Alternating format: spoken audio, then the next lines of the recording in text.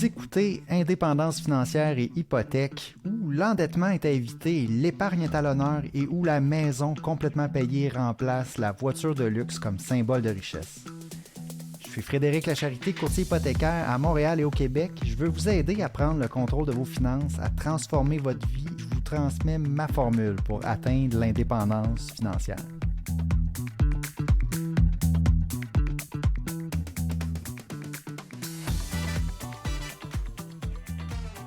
Bonjour, bienvenue à l'épisode numéro 122. Aujourd'hui, on va faire le chapitre 11 de Breaking Free from Broke, se libérer d'être fauché. On va parler des dépenses. On est rendu dans la partie du livre où est-ce qu'on amène des trucs, des solutions pour justement se sortir un peu du système dans lequel on est pris. Dans les premiers chapitres, là, on exposait tous les problèmes et puis là, on est revenu avec le budget au chapitre 10. Donc, super important, le budget. Après ça, avant ça, chapitre 9, c'était de vraiment, OK, est-ce qu'on prend la pilule rouge? Est-ce qu'on décide qu'on va s'en sortir? C'est important ce moment-là où est-ce qu'on va décider de peut-être sacrifier un peu de confort temporaire pour aller plus vers une réelle liberté. OK, puis là, chapitre 11, ça va être, on va parler des dépenses. On va se donner des petits outils pour mieux dépenser. Avant d'y aller avec le résumé du chapitre 11, je veux premièrement vous reparler du Club Privilège. Si vous n'êtes pas déjà inscrit, vous pouvez aller sur mon site web pour vous inscrire sur frédériclacharité.com/club-privilège. Une fois inscrit, vous allez recevoir un courriel par mois. Vous pouvez cliquer, répondre à la question dans le courriel pour participer à un concours avec un prix d'une belle valeur tiré une fois par mois. Plus, on a des articles et des informations sur les hypothèques, sur l'actualité hypothécaire. Et voilà, ça c'est pour le Club Privilège si vous n'êtes pas déjà inscrit. Ensuite, je vais vous parler de la manœuvre Smith, du mini-cours en 7 modules. Je vous rappelle, si vous avez entendu parler, vous ne savez pas trop c'est quoi la manœuvre Smith, vous pouvez aller écouter les 7 modules que j'ai enregistrés sur une vidéo avec des présentations PowerPoint qui expliquent en détail en quoi ça consiste. Il y a le livre aussi que vous pourriez vouloir acheter sur le site de smithman.ca. Mais si vous ne voulez pas acheter le livre et simplement écouter mes vidéos, vous pouvez aller sur mon site web frédériclacharité.com/manœuvre-smith et à partir de là, il y a un petit formulaire. Vous vous inscrivez, vous allez recevoir le lien par courriel pour regarder les 7 modules. Je vous rappelle, la manœuvre Smith, c'est une façon de transformer son prêt hypothécaire existant en dette où les intérêts sont déductibles d'impôts. Okay? Donc, ça fait que ça nous coûte moins cher en intérêt, puis ça fait qu'on s'enrichit, on s'accumule un patrimoine. Donc, ça s'inscrit dans une stratégie possible d'accumulation de richesse, un peu comme mon plan en 5 étapes. C'est une stratégie peut-être un peu plus avancée lorsqu'on a justement déjà acheté notre propriété, qu'on a de l'équité d'accumuler un peu sur notre propriété, au moins 20% de mise de fonds. Bref, vous pourrez aller voir le mini-cours pour voir si vous pensez que ça peut s'appliquer à votre situation. OK. Chapitre 11, se libérer d'être fauché. On va parler des dépenses. Moi, peut-être les dépenses, j'apporte pas beaucoup l'emphase là-dessus sur le podcast. Peut-être que c'est une de mes faiblesses ou en tout cas forces, je ne sais pas, parce que lorsqu'on fait un budget depuis aussi longtemps que j'en fais un, moi ça doit faire, 15-20 ans que je fais un budget, on dirait que c'est un petit peu un réflexe automatique pour moi de ne pas dépenser. C'est peut-être même que ça devient un problème parfois, mais ça ne veut pas dire qu'il ne faut pas l'adresser. Moi, là, justement, je trouve ça bien, justement, qu'en faisant le résumé du chapitre 11, ici, je reviens avec des trucs qui peuvent nous aider à contrôler nos dépenses. OK, je me rappelle l'épisode, entre autres, que j'avais enregistré avec Pascal Léger. Pascal, la façon que je comprends de notre conversation, est un petit peu comme moi, a le réflexe de ne pas dépenser, d'épargner le plus possible. Puis, éventuellement, il faut savoir que lorsqu'on s'enrichit, à un moment donné, c'est correct de dépenser. C'est pour ça qu'on fait tout ça. Et puis là, on devient, si on veut, pas bon à dépenser parce que on a trop penché du côté de l'épargne puis de limiter nos dépenses, qui est super bon pour l'enrichissement, mais éventuellement aussi, il faut apprendre à dépenser. Donc, on va revenir ici, mais ici, dans le chapitre 11 de Se libérer d'être fauché, c'est surtout contrôler nos dépenses dans l'optique de quelqu'un, justement, qui peut-être a des dépenses hors de contrôle. OK, puis ben c'est ça. Moi, j'en parle pas souvent parce que j'avoue que ça me rejoint pas beaucoup. Mais allons-y, OK? Pourquoi sommes-nous si nombreux à nous sentir épuisés, endettés, dépassés, malgré un bon revenu? OK? Donc, dans l'épisode ici, dans le chapitre, l'auteur veut nous apprendre à comment reconnaître et reprendre le contrôle de notre consommation avec des outils concrets. Spending is self-control. Okay? Les dépenser, c'est d'avoir un contrôle de soi. Donc, on commence le chapitre, l'auteur nous amène dans une journée typique de surconsommation. Okay, puis là, c'est un résumé narratif du début d'une journée, un journal de bord de la journée hyper-consommation. Exemple, une personne qui commence sa journée, va au Starbucks, ça prend un café. Ensuite, pendant sa journée, fait quelques commandes Amazon. Après ça, revient chez lui. Au lieu de se faire à souper, bon, on commande du DoorDash qui peut-être coûte 12 le repas, mais avec les frais de livraison, c'est plutôt 25. Puis, je vous dirais même que pour en avoir commandé un peu dernièrement, souvent pour 2-3 personnes, c'est 100 $ en réalité au Canada que ça va coûter aussitôt qu'on commande quelque chose. Ça coûte très cher commander de la bouffe avec tous ces services-là, tous les frais.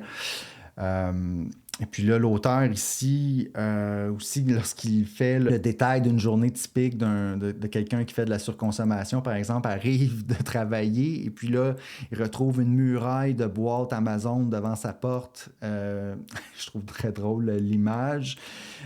Défait toutes ses boîtes, tout ça. Puis là, il est tellement épuisé que là, il n'y a plus d'énergie pour se faire à souper. Donc, il commande encore de la nourriture. Puis après ça, ben, il ouvre sa télé. Puis là, il voit ses 8 services de streaming. Puis là, a tellement de choix qu'il ne sait pas trop quoi regarder. Puis là, finit par regarder un documentaire sur une série de crimes. Puis là, il est épuisé parce que là, il s'endort la nuit après avoir regardé toutes ces histoires de meurtres et quand même pas tant reposé que ça de sa journée. Bref, le cœur du chapitre 11, ici, l'auteur nous amène la méthode SMART pour dépenser intelligemment. Hein? SMART, c'est un acrostiche qui est utilisé à différentes sauces. Là, ici, on va l'utiliser par rapport aux dépenses. On va commencer par le S de SMART va être pour self-awareness. OK? Est-ce que cet achat correspond à mes valeurs ou mon usage réel? On va être conscient, dans le fond, de ce qu'on achète. Et puis, on va se poser la question, est-ce que cet achat-là correspond à mes valeurs et puis correspond aussi à mes besoins réels? Est-ce que j'en ai vraiment besoin? Hein? On connaît le livre de Pierre-Yves McSween. Donc, première question à se poser avant de dépenser. Okay? Là, on est dans un outil concret. Okay? Pour chaque dépense, on peut passer au travers SMART. Le M ensuite de SMART, c'est le motif. Pourquoi j'achète? Est-ce que c'est pour impressionner? Est-ce que c'est pour combler un vide? Est-ce que c'est parce que j'ai eu une publicité puis je me suis laissé influencer par cette publicité-là? C'est quoi mon motif réel? Pourquoi je suis en train d'acheter cette chose-là? Une autre question qu'on peut se poser, c'est si personne ne savait que j'allais acheter cette chose-là, est-ce que je l'achèterais quand même? Est-ce que je le fais pour quelqu'un ou je le fais vraiment pour moi? Donc, se questionner sur son motif. Ça, c'est le M dans SMART. Troisième lettre, c'est affordability. Est-ce que Est-ce que c'est abordable? Donc, est-ce que j'ai vraiment les moyens? Est-ce que c'est dans mon budget? Hein? Si on l'a fait le budget à l'étape, au dernier épisode, au chapitre 10, est-ce que vraiment ça va rentrer dans mon budget? Donc, ce que je suis en train d'acheter, est-ce que je l'ai budgété? Hein? Si je ne l'ai pas budgété, peut-être que je pourrais attendre de refaire mon budget pour le mois prochain. Peut-être que là, ça va fonctionner. Ensuite, le R de SMART, l'avant-dernière lettre, c'est pour recherche. Est-ce que j'ai comparé les prix, les options, les alternatives avant de faire mon achat ou je suis en train de faire un achat impulsif? Bonne idée de faire quelques recherches avant pour s'assurer que l'item qu'on achète est au bon prix. Est-ce qu'il y a des alternatives? Est-ce qu'on devrait acheter seconde main? Est-ce qu'on devrait plutôt l'emprunter à quelqu'un temporairement? Est-ce qu'on a besoin de l'acheter? Y a-t-il d'autres solutions pour le besoin qu'on a? Est-ce que vous avez fait vos recherches, donc SMART? Et ensuite, est-ce que c'est le T, la dernière lettre du mot SMART, timing? Est-ce que c'est le bon temps est-ce que c'est le bon moment pour plutôt acheter cet item-là, ou est-ce que je ne devrais pas attendre 48 heures? Est-ce que je ne devrais pas attendre le mois prochain? Est-ce que c'est le bon timing en ce moment vraiment pour acheter? Donc, les 5 questions, la méthode SMART pour dépenser intelligemment. Ici, on nous donne des outils. Est-ce que ça entre dans mes valeurs? Est-ce pour self-awareness? Est-ce qu'on est conscient? Est-ce que c'est dans mes valeurs? Pourquoi j'achète cet item-là? Donc, le motif. Ensuite, l'abordabilité. Est-ce que vraiment j'ai les moyens? Est-ce que j'ai fait toutes les recherches avant d'acheter cet item-là? Et est-ce que c'est le bon temps? Est-ce que c'est le bon moment d'acheter? T pour timing. Voilà, c'était pour la méthode SMART. C'est le cœur, dans le fond, du chapitre 11. Cette méthode-là va fonctionner, surtout évidemment dans les premières étapes, 1, 2, 3, mais aussi 3, 4. Puis au fur et à mesure là, qu'on s'enrichit, qu'on est rendu justement à l'étape numéro 4, 5, qu'on approche de l'indépendance financière, peut-être qu'on va avoir fait ça depuis longtemps, faire attention à nos dépenses. Puis souvent, lorsqu'on s'enrichit, c'est que la difficulté éventuellement, lorsqu'on accumule 1 million, 2 millions, 3 millions, c'est qu'on devient un petit peu...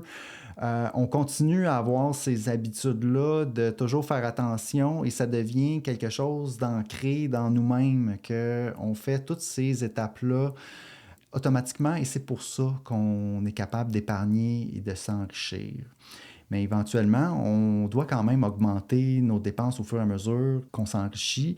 On peut dépenser une partie de notre argent, on va voyager, on va quand même en dépenser une partie parce que c'est notre récompense, c'est notre confort qu'on veut aller chercher, que peut-être qu'on a sacrifié au début, mais éventuellement, on peut le rattraper. C'est la raison pour laquelle on fait tout ça. On acquiert une indépendance, une liberté, mais aussi on peut se permettre éventuellement de dépenser. Voilà, donc c'est ce que nous disait le chapitre 11, c'est l'outil qu'on nous donnait. C'est pas l'argent qui prend la décision pour nous, c'est nous qui prenons les décisions de dépenses. C'est important de rester en contrôle, c'est nous qui allons prendre les décisions de dépenses et non pas le contraire. Devenir des dépensiers intentionnels, on va, oui, l'augmenter, notre budget, nos dépenses, mais de façon intentionnelle. Voilà, c'est tout pour cette semaine. Je vous souhaite une bonne journée et un bon cheminement vers l'indépendance financière. Merci. Si vous avez apprécié l'émission, je vous invite à me laisser des étoiles, un rating ou un commentaire dans Spotify ou Apple Podcasts. Pour plus de contenu, allez suivre ma page Facebook Indépendance financière et hypothèque. Et si vous voulez en savoir plus sur mes services ou voulez prendre rendez-vous avec moi pour me parler, allez simplement sur mon site web frédériclacharité.com.